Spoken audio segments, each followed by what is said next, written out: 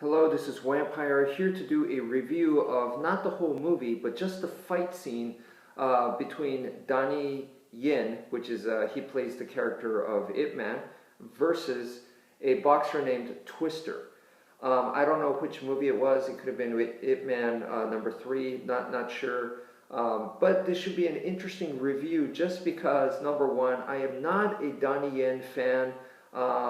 Not because I have something against the guy, but I am not a fan of modern martial arts movies.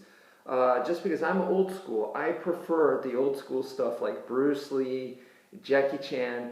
During the 80s, we had the ninja craze, and then in the 90s, the low budget martial arts action films like starring Don the Dragon Wilson and Olivier Gruner. Those are the kinds of movies that I personally like. So it's just my 2 cents.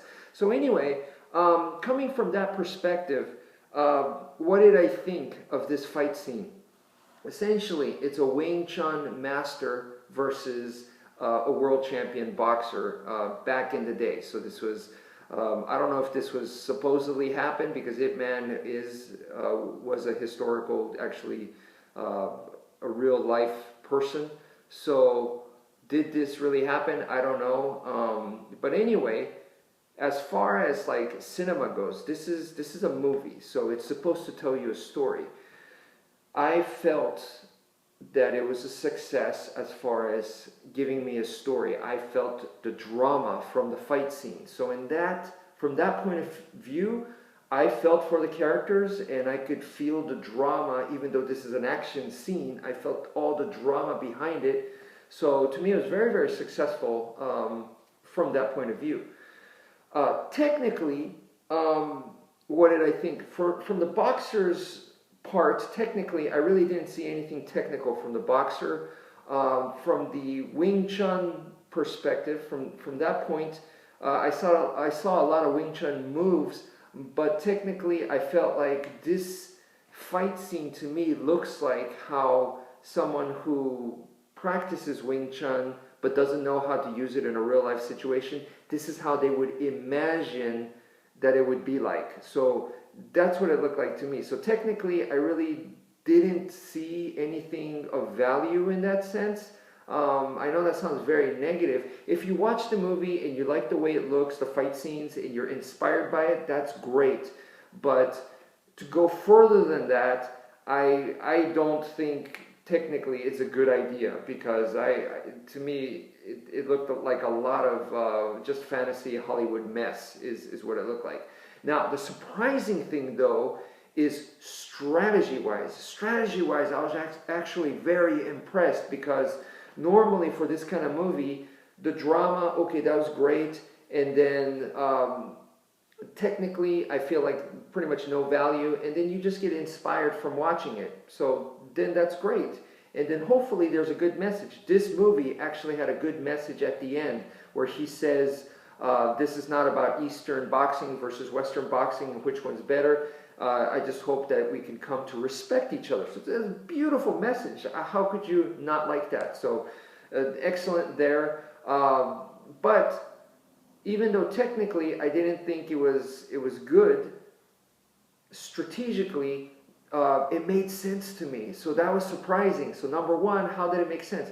Number one was he had the advantage in a sense because of the kicking. So even though the boxer was bigger and stronger, the kicking gave him an advantage to the point where they said, we don't want you to kick anymore. That's illegal. That's going to make you lose. We will disqualify you, basically. So I've actually been in that situation where kick gave me an advantage over, it was actually a boxer, and the guy was bigger and stronger than me. So I can totally understand that. So strategically, to me, that's very realistic. Happened to me, so I can relate there. Number two, I felt that number two is really cool because strategically, once again, what we saw was something we do in Filipino martial arts, which is defang the snake. Defang the snake is you attack the arms.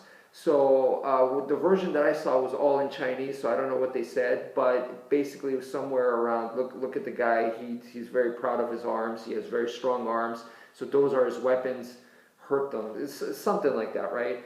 So that's what he does. He defangs the snake, he attacks the arms. So That's cool. Even though in real life, I've said to you guys in Filipino martial arts, that's a big concept for us to attack the arms.